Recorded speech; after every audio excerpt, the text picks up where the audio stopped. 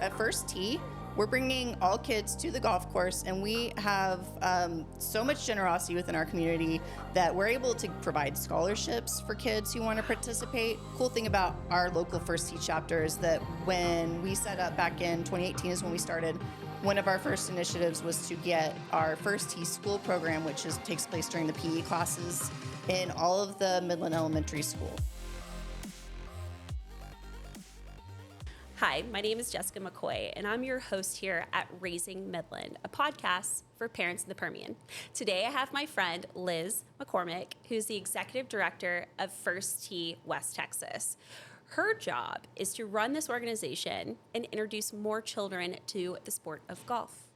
Help me introduce my friend, Liz. Hey, girl. Hi. How are you? Doing well. Thank you so much for having me today. Anytime. So that I can talk about First Tee and my beautiful hometown of Midland. You know what? What's really funny is that seeing you as like a boss or like, you know, in a leadership position is so funny because not many people know that you were actually in my wedding and you're a very close friend Correct. of mine. Yes, we go back. Way back. But I'm so thankful that you're here because I know that you're a busy lady. I'm so excited to talk about First Tee. For one thing, I don't know anything about golf. So anything that you say about golf, I will not understand. Now, I am trying really hard to understand all of the different words that my husband uses when he talks about golf. I'm trying very hard. Matt, I feel like, would give me some. My husband, Matt, you know him. He would say that I'm grasping the concepts, so please don't test me on your knowledge. I'd appreciate that very much. But let's talk a little bit about your childhood. I mean, like, here, let's talk about your childhood and all of, like, everything to do with you. No, I'm just kidding. But you're a native Midlander, you know? Yes, so what's it like compared to what you see now as a parent? How was it like growing up in Midland? Well, it's a lot different. Midland has changed a ton since when I was growing up here. And I feel like I went away to college and Midland decided to really pick itself up by its bootstraps and make itself something that like people want to visit. And not Talk to me just about this. that. Well, I mean, previously it was all mom and pop. And I'm not saying that that's bad, but it's very like local, you know? And so when people came to visit or people came from large cities, they were like, where do I go? They would Google, or you couldn't even Google, but, you know, look for things to do, and there's just not your regular chains and things like that. So I think it felt unfamiliar for a lot of people, plus the fact that Midland is so isolated out here.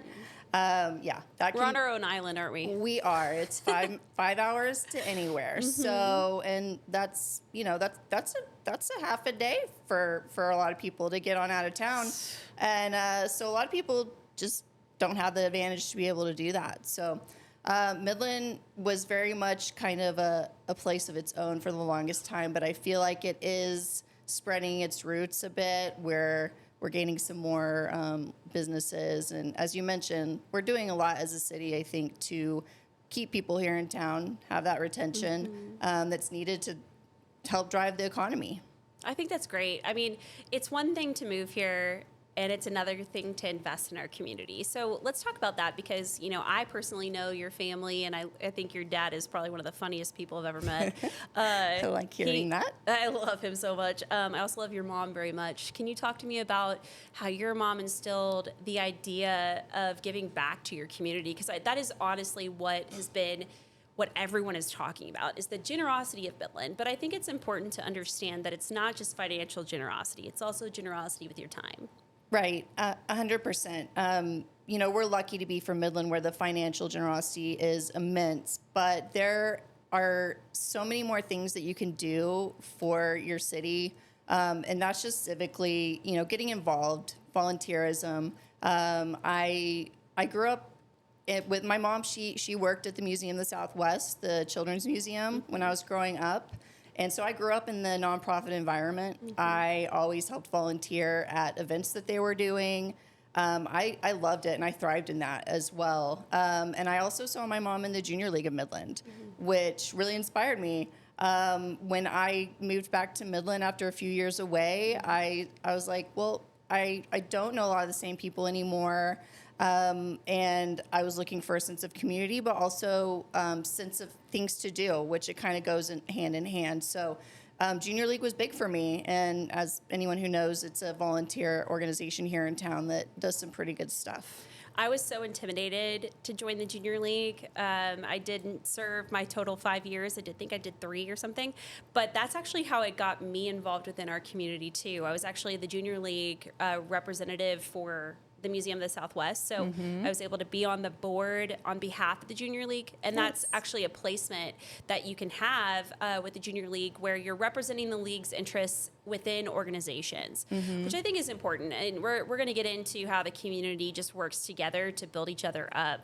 But what were some of the most important lessons that you learned that your mom and dad instilled upon you about why is it important to volunteer? And how are you going to teach your 2 daughters why it's important to volunteer?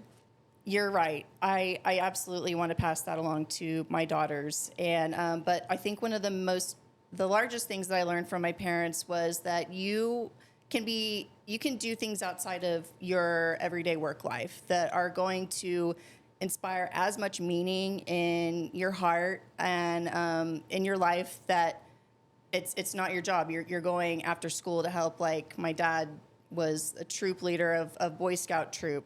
And my parents were both deeply involved with a food pantry here in town called Mission Agape. Shout out, love you guys. And so we were always doing stuff on the weekends, and I found a lot of meaning in that, and I made a lot of friends through that. And I was also exposed to a totally different environment than what I was used to at the private school that I went to, and things like that. So it helped me. It was a good exposure, and it helped me understand the importance of helping your neighbor. I agree. I try to live by the mentality of what would Mr. Rogers do. Absolutely. For anybody who doesn't know, Mr. Rogers was an incredible person. Look him up. But I think what's most important is that I think what your dad and mom said was try to do something outside of what your day-to-day is, right? Mm-hmm. So for me, what that looks like is, I'm a swim coach every day. This is my act of volunteering and giving back to our community. But I also volunteered actively as a CASA advocate for several years. And was I, doing that as my day-to-day job? No. But it really does inspire you. When you do something very different from your everyday life, it not only inspires you, but it also, I believe that it re-energizes you to go back to what the mundane of your everyday life is. So let's talk about that, because I know that you're kind of new to the golfing, yes. I wouldn't say industry, but the sport of golf, right? I am. And, you and I, we go way back. We actually both attended SMU together at different times. But, we were not the type of girls that were golfing. You and I are both English majors, and right. Our idea of fun is drinking tea or getting coffee and reading a good novel. I know that you're really interested in Native American literature, and to see you in this position, you've been in the nonprofit sector for so many years, but it was really funny. I remember you saying, I'm going to go interview for this position. And I said, you're going to be great. Because quite frankly, doing something just like what your parents said, doing something outside your wheelhouse of what maybe you're normally inclined to do can really offer a refreshed perspective. So tell me, what has that been like? What has it been like really throwing yourself into an organization that's a little bit more different than what maybe you grew up with? So I'm a beginner golfer. I just started golfing with my husband, Matt, and when we got married. So my experience is very, very new. However, I have about 10 years of experience here in Midland nonprofits and fundraising. And grant writing. Yes. So didn't you write grants for Bynum School for a while? I did. I wrote grants for several organizations here in town and acted as a fundraiser and also did some marketing for different groups in town.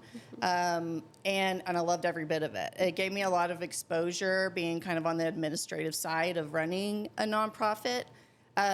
So when I was presented with this opportunity to help run First Tee, it was at a really crazy time in my life. Tell me. So I interviewed for the position when I was 2 weeks from giving birth to my I forgot youngest about daughter. that. That's right. Your second daughter, you were about to have her. Yes. So and it was wild. So I just sat there with my stomach out to here, did the interview, and during the interview, like they're always like, what's your weakest point? And I had to say that I don't really know golf. So that was wild. They were like, actually, that's a good thing because we want you to help with the fundraising, with the running of the business, and you seem to have a good handle of that. So it's been wonderful. I've been there for almost 2 years, and I've learned so much about golf. I love golf. I'm playing more and more. But more than anything, I love the fact that I'm bringing golf to a group of people that you don't always get the advantage of, like, you don't often have the choice or the advantage to get onto a golf course when you're a kid. Let's talk about that. So first off, let's backpedal a little bit. What is First Tee? Yes, so First Tee is a national organization. We are lucky enough to have a chapter here in West Texas. And we are a youth-serving organization that integrates the game of golf with a life skills curriculum and mentorship through coaching.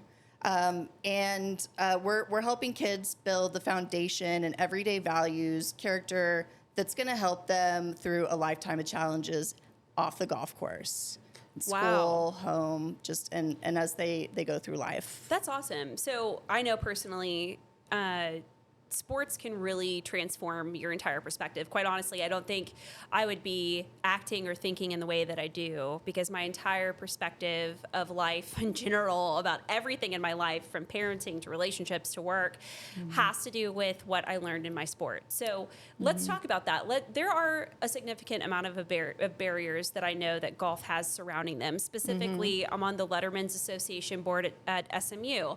One of our recent Silver Mustang Awards, which is basically a former SMU athlete, 25 years post-graduation, becomes honored because of their civic duties that they have been doing since graduation.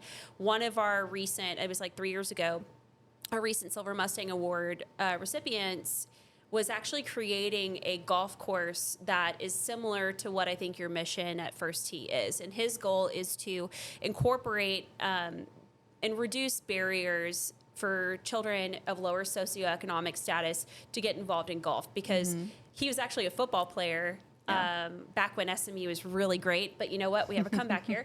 Yes, we do. We do. Go Ponies. But this was back in the day when, we were really, really great during the Southwest Conference. And one of the things that he noticed, coming from a lower socioeconomic status himself, was that not everyone wants to play a contact sport. And he was worried about the kids that, didn't have access to something that was sports related that wasn't a non-contact sport. So he actually helped develop these golf course clinics, and that grew into him purchasing a large commercial property, which he made a 9-hole golf course to help incorporate inner city kids. Those are his words that he likes to use, and basically kids that live downtown in Dallas, and then kids of lower socioeconomic status outside of Dallas to get involved within golf. So long story short, I can see a little bit of synergy between First Tee as a national organization and his goals. So I just know about that through my work at the Letterman's Association. So I cannot imagine the stories that you hear about your student athletes that you guys serve. So tell me about how First Tee nationally and locally is serving children who may not have access to golf in general. Right. So nationally, we have a long legacy of teaching kids how to golf and bringing all kids to the golf course, no matter what their background is. So since 1997, First Tee's been doing this, and it's grown to 151 chapters all over the world. Wow. And as I mentioned, West Texas is super lucky to have one because I don't even think that San Angelo or Lubbock has a chapter yet. We cover 11 counties that surround Midland and Ector. And the goal 11 counties? Wow. Yes. So the goal of us being in this large of a region is that any golf course in our region, in our service area, that is willing to allow us to come in and teach First Tee curriculum, give us a little bit of space for after school programming or maybe summer programming, And where we can, the biggest piece is get boots on the ground, volunteers to teach, to be mentor coaches for these classes. Wow. We can set up a program at these golf courses, and it's for kids. Right now, we serve ages 7 to 18 is our core demographic. We're looking at starting some younger things, but we're trying to get any kid who might have a desire to be on the golf course, to learn golf, to get them out there, because it's a safe place and it's an outdoor place. Two things that are desperately needed in this dangerous world that we're living in, just filled with all the pressures and just all the scary things that are happening with the world of the internet and everything for our kids, you know, and it's doing amazing things for their mental health. It's the First Tee has programs beyond just like when you're a school age kid. They have national scholarship programs. Wow. They have academies and like seminars for high school kids. Wow. To help them become better leaders. So not just about golf, but just about leadership qualities that are obviously the byproduct of learning a sport. Right. Wow. Right. So and golf is a perfect vehicle for teaching so many of these things. Truly. Yeah, it's a singular sport. You're pretty much just playing against yourself when you're playing golf, and so they're just, you have to have integrity, because sometimes you're the only one out there, and you need to play the ball where it lands. And you know, it's about having good sportsmanship when you're on a team. It's about having courtesy, which, you know, golf course etiquette is a big thing. It seems to be disappearing more and more, the etiquette of things, but it, for the longest time, has been a big part of the sport. You dress properly. You make sure that you don't speak loud or harshly, or anything when someone's playing against you. So there's a real etiquette, and you can quite easily be discharged from a course, because it's a very well respected and like time honored tradition. Absolutely. And what's really interesting is I think what I found so fascinating about golf is somebody who didn't grow up with like a white collar family, and my family history is very much, you know, not fancy whatsoever. A lot of my family's from Southern Ohio, steel mill. Like, we always joke that, you know, my mom quite literally was baptized in the Ohio River, you know, and if you think anything about Southern Ohio or Southern Kentucky, that you're probably accurate. So, but it's really truly made some of the world very confusing for me, especially going to a place like SMU. I'm sure you can attest to this, and really just universally, people can understand if you're coming from more of a blue collar life, and then you're suddenly thrust into this world that's buttoned up, and there's etiquette and you know, soft skills. What are those? It's like you're speaking another language. I actually had this conversation with Travoisi, who's the executive director at the Midland Athletic Syndicate, and him and I were talking specifically about the reason why student athletes kind of flock together is many of us could not afford college, and much like myself, I couldn't afford college, so I was very lucky to go somewhere like SMU. But what made SMU very difficult for me, and I know we've talked about this because I'm sure, you know, you and I have talked about how difficult it was, but when you are only surrounded by white collar folks that understand this written code of like business talk and business etiquette and how to act, how to behave, it can be very isolating. And I think what I have learned in trying to learn golf myself, because my husband loves golf, is that it almost makes my understanding of what my childhood lacked even more apparent. But it golf gives me the opportunity to learn those skills. And I'm 33. I just turned Yes. 33 last week. I feel like you can always learn something. Absolutely. And even though we went to a school that really, well, back when we were going at least, was very much buttoned up and was very much into the etiquette. And Yes. like it or not, that's what that school is all about. And it can seem very isolating. So I think it's really wonderful that you guys are offering the opportunity for those children to maybe learn something new about something that they wouldn't have been exposed to. I would have been so lucky to have had an organization like First Tee be able to teach me those skills. Same. And I remember, like, when I was a kid, my dad was like, I'm not a very sporty person. That's just, I never have been athletic, we'll say.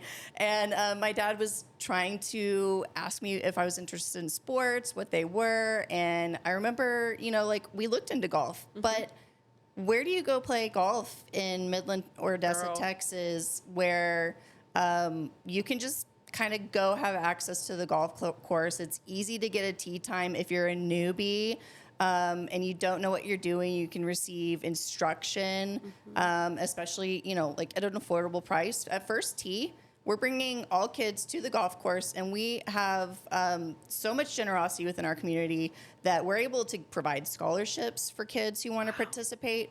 And we're going into community settings at some of the Title I schools here in the community and really getting active in their PE programs, because the cool thing about our local First Tee chapter is that when we set up back in 2018 is when we started, one of our first initiatives was to get our First Tee school program, which takes place during the PE classes in all of the Midland elementary schools. Wow. So there's this, it's basically like oversized golf equipment, and we're introducing the kids to golf. Yeah. There. So we now have a program director. It's been slow and steady for many years, but we're growing rapidly, and I'll talk more on that later. But our program director has been inserting himself more into the schools who really aren't going to have access to golf in a normal setting. So we're trying to inspire them through the school, spark the imagination, let them know that we're here if they want to come play golf,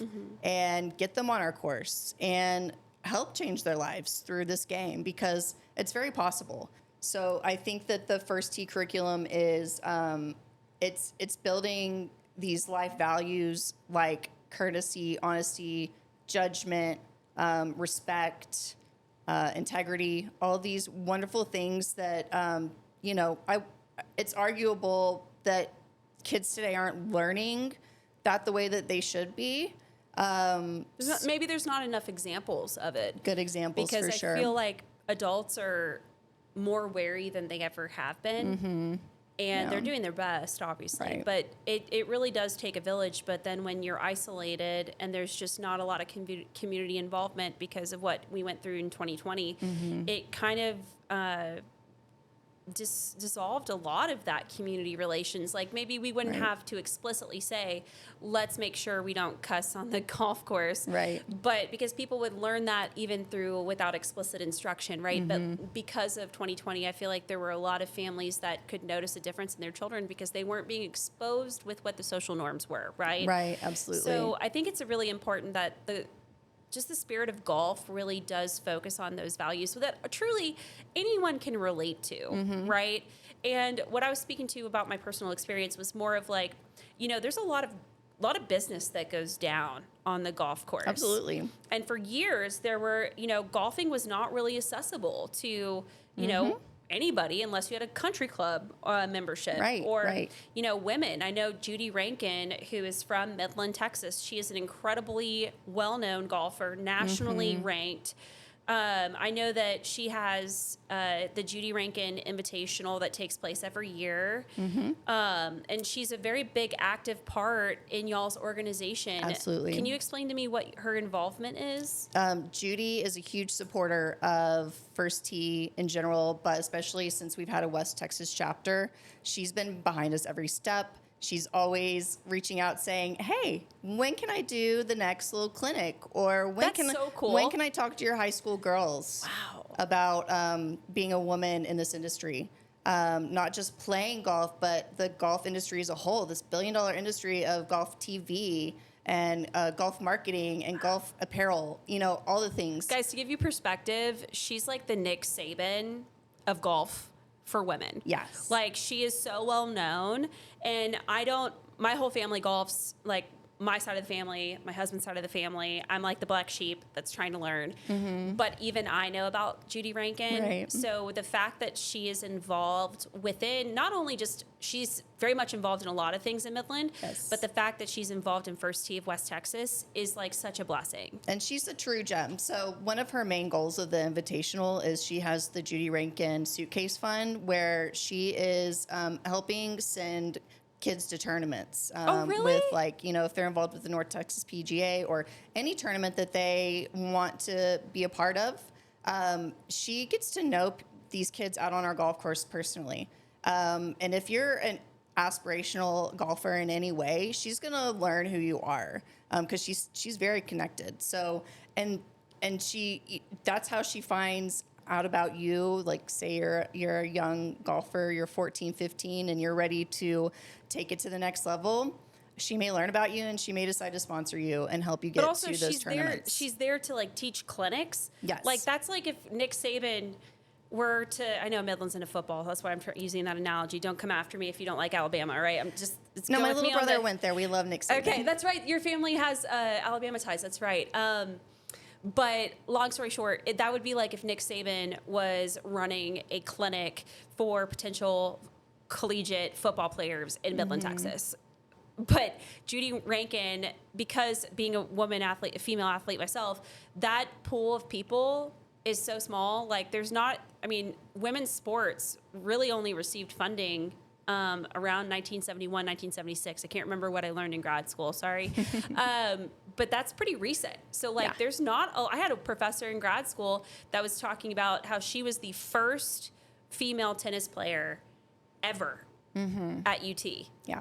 And I was like, to me, I've only grown up with women's sports. Like, I've only known sports to be a part of my life. So to meet somebody who was the first person on scholarship kind of blew my mind. Yeah. So to have it's Judy a little Rankin, too recent, right? Yeah, it's way too recent to really, you take it for granted, And I think a lot of people, a lot of the dads I know will always say, girls golfing, it's a great way to get a scholarship. It truly is, because there's not a lot of barriers in regards to once you're in it and you have at least a community support, like what with First Tee can do for our female golfers here.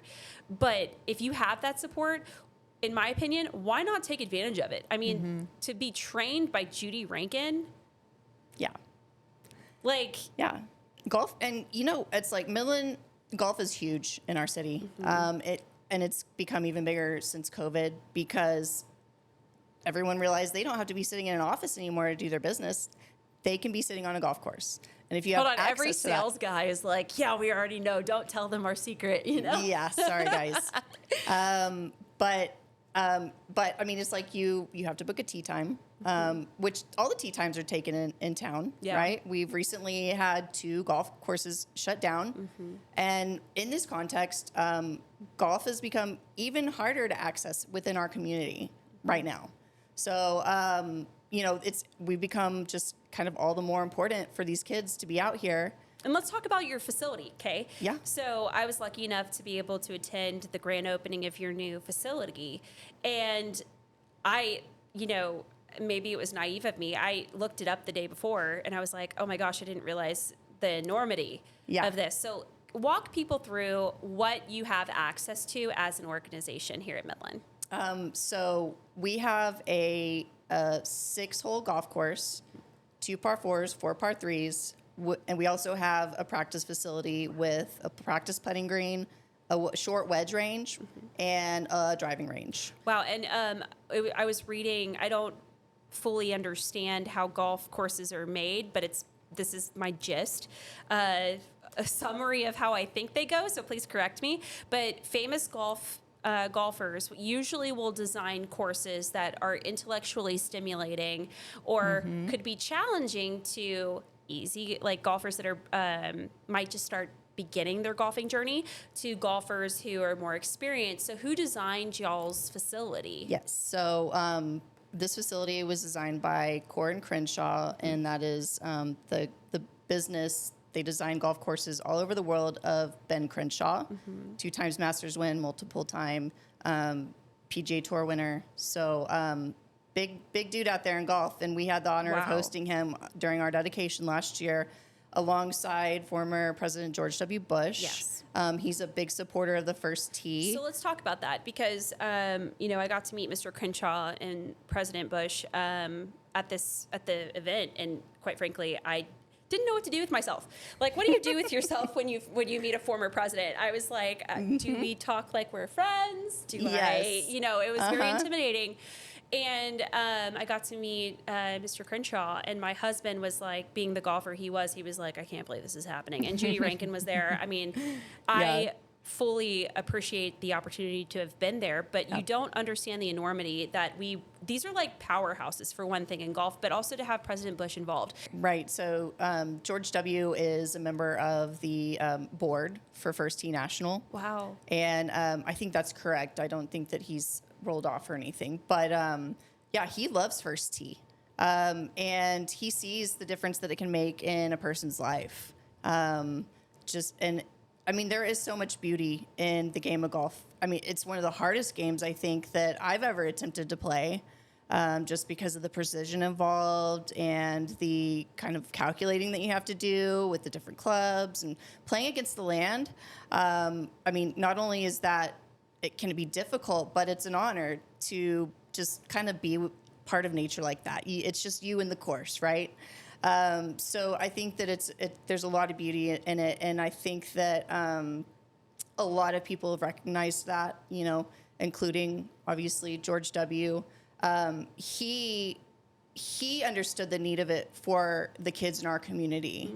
He knows Midland very well, and although it's changed, there's still a lot of things that as we've spoken about, the access to golf course in Midland. It's rough, but even me growing up here in Midland, just like a middle-class white girl, like I was saying, we didn't really know where to get started with golf. And I could have really benefited from something like First Tee as well. I also feel like golf's kind of intimidating. It is. For the longest time, my husband's been begging me to get out on the course. And I don't know if it's just me being a jock, but like, I'm okay with trying stuff and failing at it because I know that with practice, you can get better. But it's also, if I found it very hard on my ego, really, to sit there and hit a ball and miss it and miss it and miss it. Like, it's such an analogy for life, right?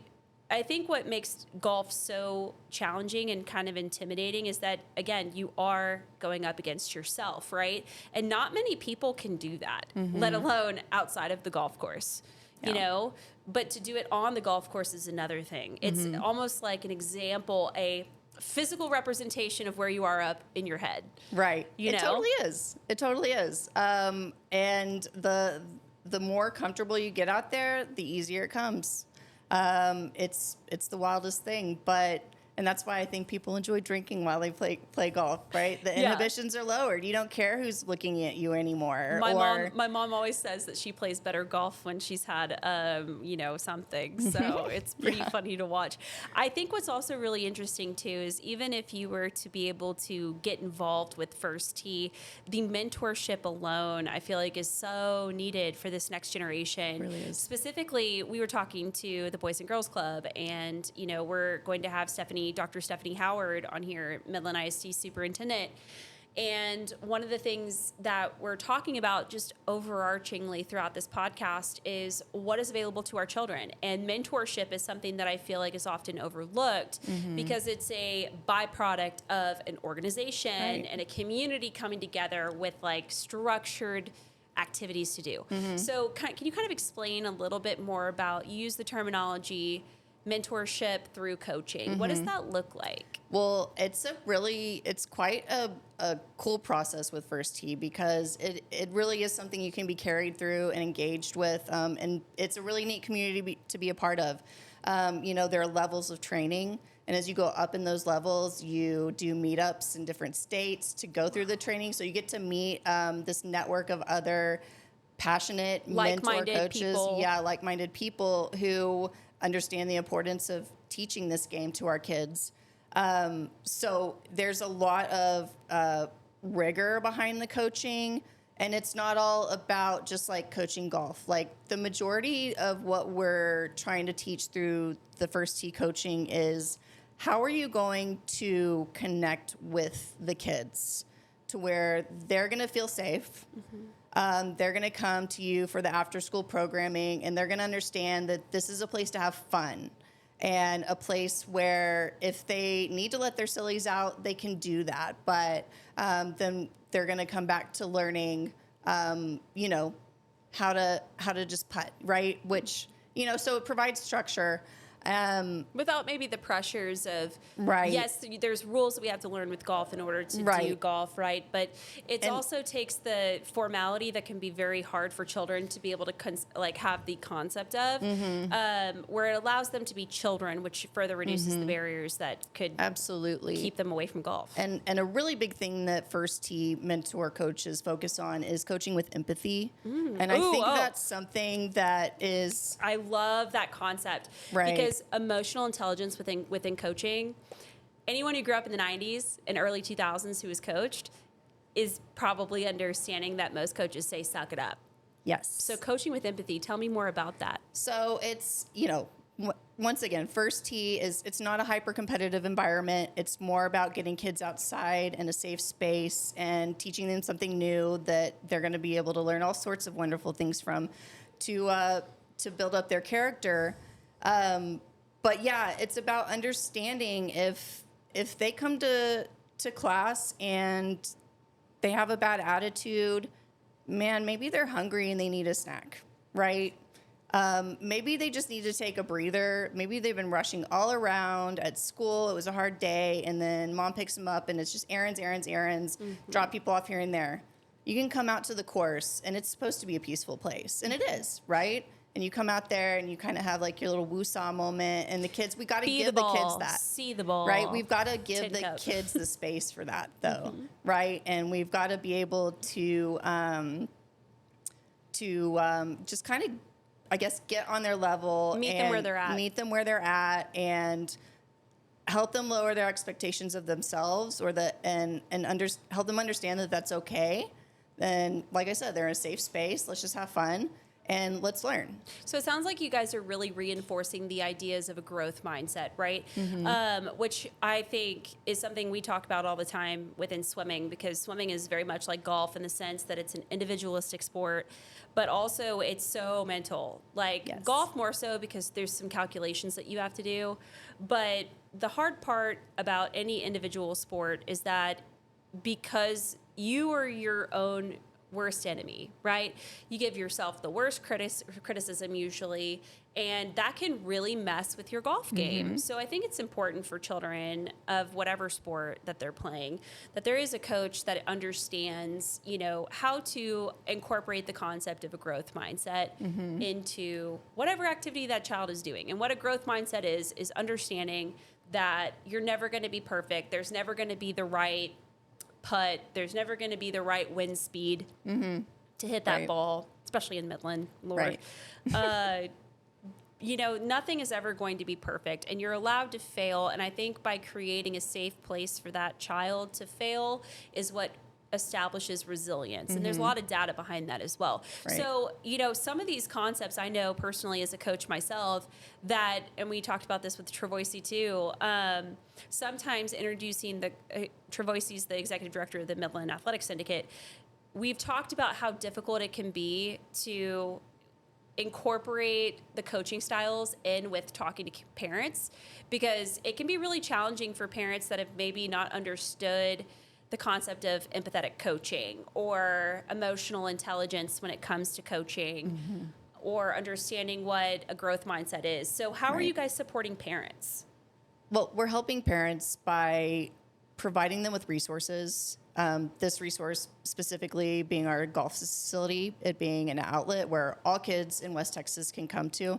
But by inserting ourselves in the schools, you know, we're providing handouts. We have a parent's guide that we give to each new registrant when they come to the first class that kind great. of walks them through the programming, what we're really trying to teach them, how some of those things can translate into the home. And it's creating a network for their child, which I think in turn creates a network for parents. Yeah, absolutely. Yeah. So, and we love having parents out on the golf course. You know, it's always an open door between me, between my program director, and the parents that are out there and the kids. We just want it to be an open relationship and one that's really beneficial. Like First Tee, we truly believe that we can be a catalyst for change in the kids' lives who are able to touch. And we want every kid, every background. We're providing the opportunities. We're working on ways to get transportation. We work with Boys and Girls Club. And we want to get kids out there. We understand access can be a real issue, but we're bringing it to them as well. So it truly is. It's creating a network, and the demand is really high for this program. People have heard about First Tee, and they want to be a part of it. And so we're really trying to keep up with the demand. We've grown immensely in the past 2 years with the build out of the facility and the grow in, and our ability to advocate and staff up and create the infrastructure that we need to host successful programming. We're really trying. It's a struggle to keep up with the demand. Wow. Because we've been able to serve 400 individual kids this year. 400 kids? Yeah, through summer programming, after school programming, That's daytime. a lot, Liz. It's a lot, yeah. It's a lot of kids. So I'm thinking, I just think it's so important because it's one thing to introduce children to sport, regardless of what it is, right? It's another thing to actually give the parents the information on, hey, this is what we're doing. This is the curriculum. This is what your child might be learning. Yeah. I know that every parent, and I'm guilty of this myself, I don't have every second of the day to look at every email. So, right now, I'm usually a zero inbox type of person. I have 155,000 emails. Yeah, I feel you there. So at some point, about 2 years ago, I stopped reading them and I'm like, you know what? If they need me, they will call me. Yes, or this text is me. so true. Which also the millennial inside of me is like, please don't call me. I don't like talking on the phone.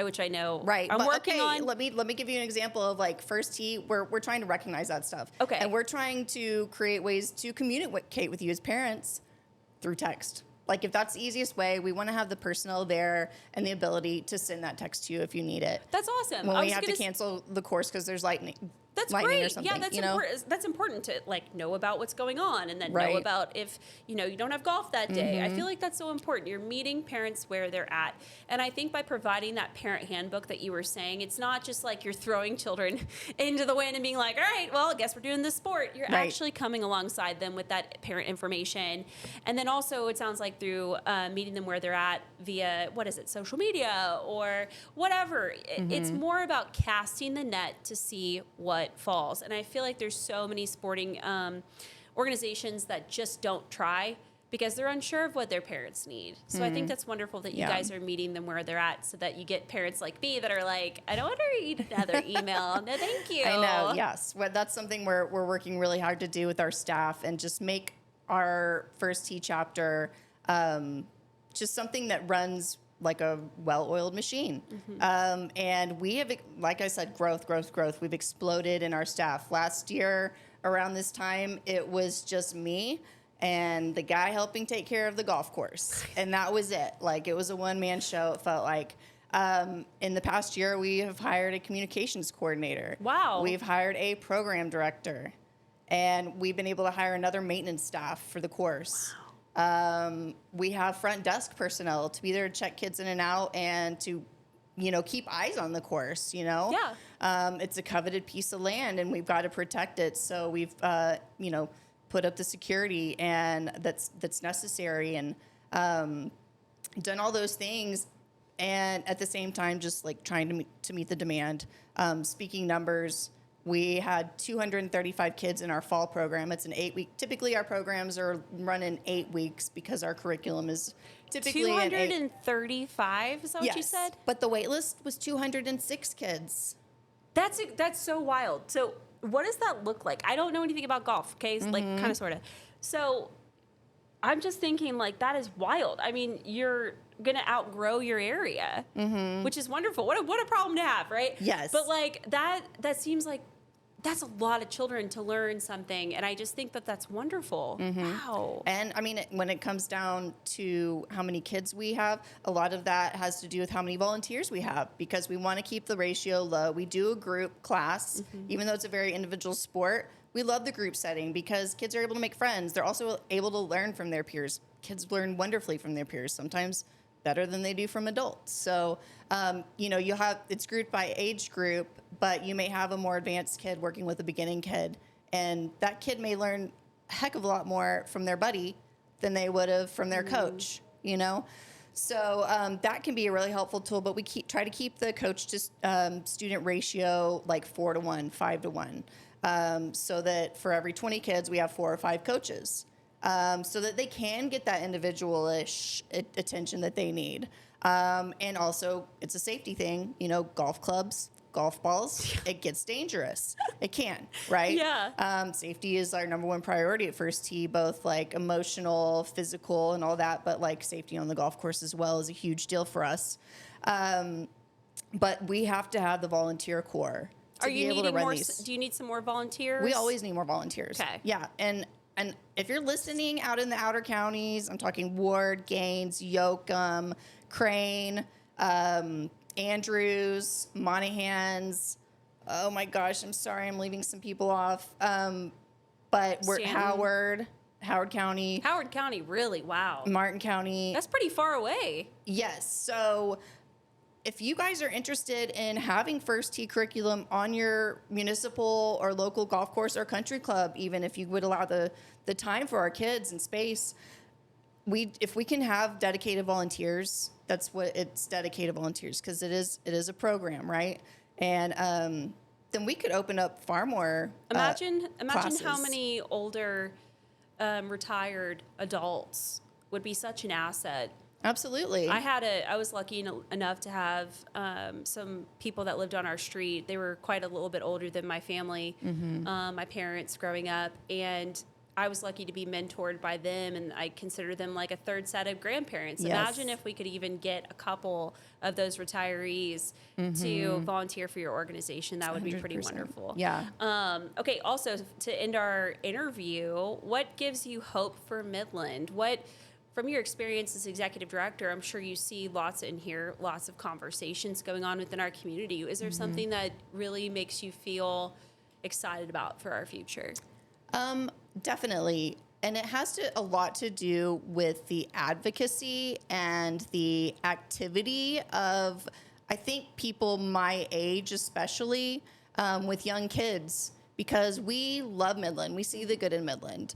And we want to make it a better place for our kids. Everybody wants to make, their home or this world in general a better place for their kids. And I see a lot of people really actually wanting to be agents for change and make things happen. And so, yeah, the advocacy I see, the actions that I see being taken by our leaders, it gives me a lot of hope. And it's not just all economically fueled. It's the conversation that is becoming far more active than I've ever heard about community and how important it is for us to support each other, and be civic-minded people and understand that you've got to help your neighbor. You have to. It's not just about you doing the right thing, right?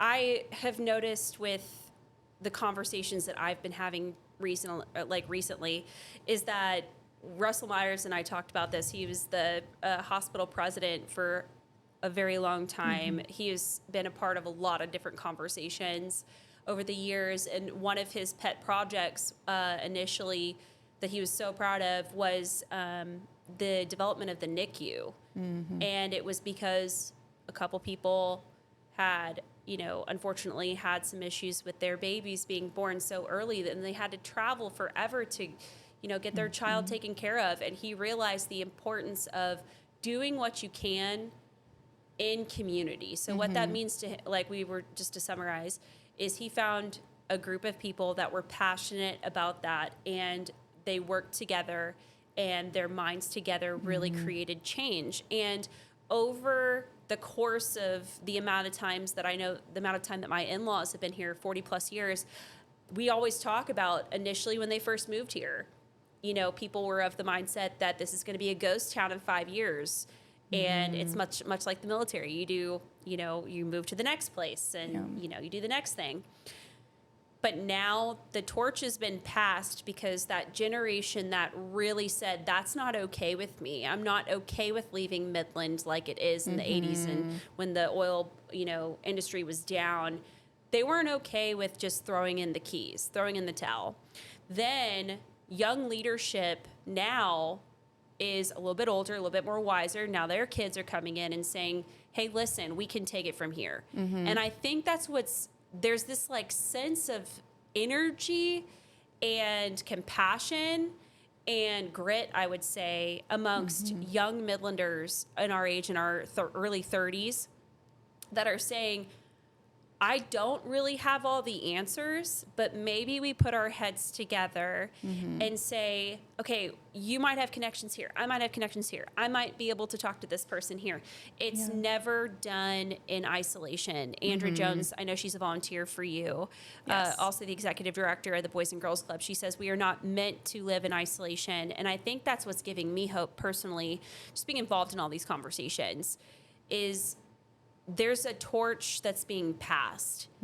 And, data says right now that a lot of the older generations are retiring. The baby boomers are retiring, and Gen X is next, and millennials are coming in. And we're saying, we feel exhausted, but we don't want to feel that way we don't want our kids to feel that way. Right. And it's a fight. I think that parents are seeing a real fight that the internet has kind of created with this isolation theme here, because the social media and the way that you don't have to like send letters anymore or even send a thank you letter.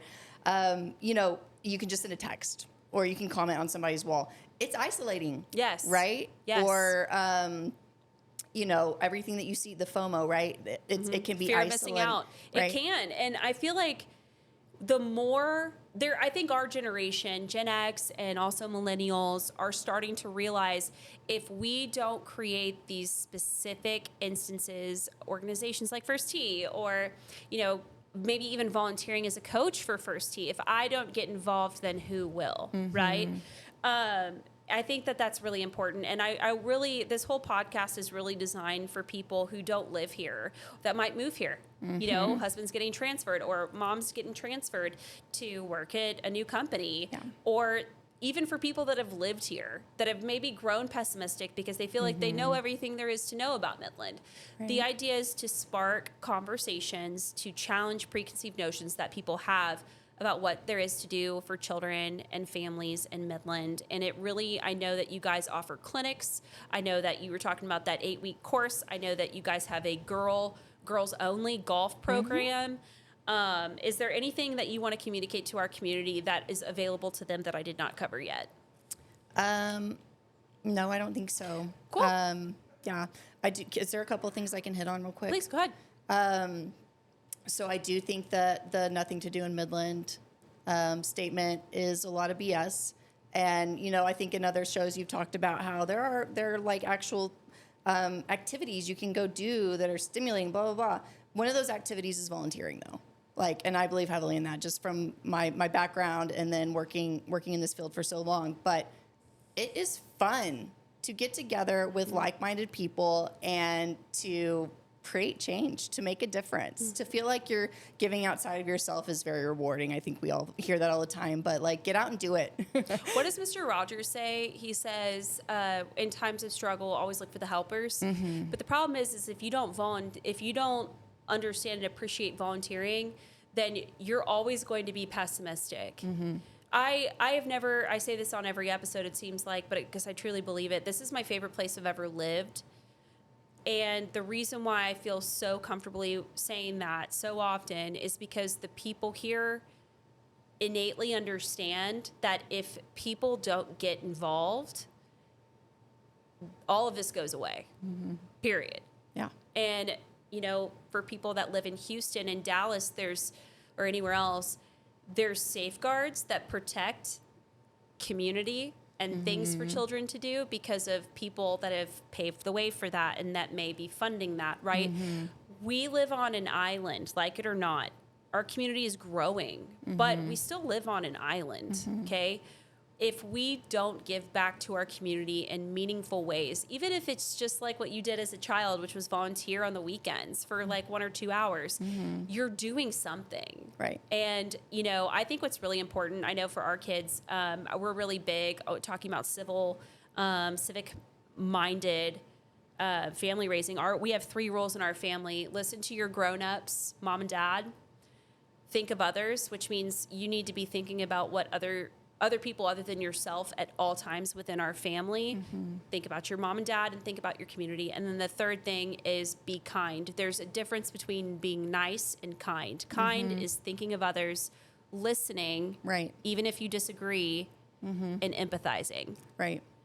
What this community does so well is all 3 of those things. Listening, I agree. thinking of others, and being kind. Absolutely. And I've personally focused, this is not a parenting podcast, but I think it's important to hear perspectives. I think what's really important is instead of instilling the love of all things material in children, I think what's important is to instill intrinsic values such as volunteering, because that's not something that you're immediately going to see. Right? You're not going to get instant gratification from volunteering always. Right? But by trying, even if it means picking up trash, you're teaching your child something. Right. That fits within those 3 values. Absolutely. And for me as a parent, what we do is we volunteer by donating our toys that we no longer use. We donate those to the Life Center for parents that don't know how, they're having a really hard time. Yeah. We were talking about initially about how to raise a civic-minded family. Back when we lived in Austin, my family and I would adopt a family that we could bring Christmas and Thanksgiving dinner to. And that was as simple as going to H-E-B and buying the groceries that they wanted. Right. That changed my life. I traveled to Ecuador to give back to a children's charity through SMU. We had a volunteering opportunity, and I said, you know what? I am 20 years old. I got nothing else going on. This is what I'm going to go do. It's about seizing the opportunity to volunteer. I don't care if you are connected to the organization, take any opportunity to try and give back to your community. It could be as simple as picking up trash on the street. And if you can involve your kids, get them involved too. Yes.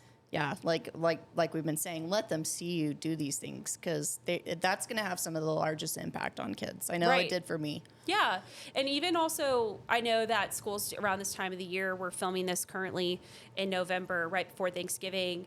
I think a lot of schools do food drives, but also try to consider, instead of selling your items on Facebook Marketplace, try to give back to families that might need it, or teen moms, or women's shelters. Right. Just think of whatever organization resonates the most with you.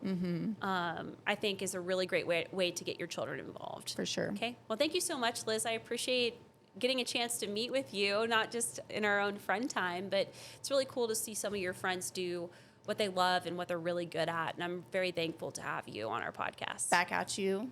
You're doing great things, and really, I appreciate this podcast, and I hope a lot of other people do too. Great. Thanks Where can we find you?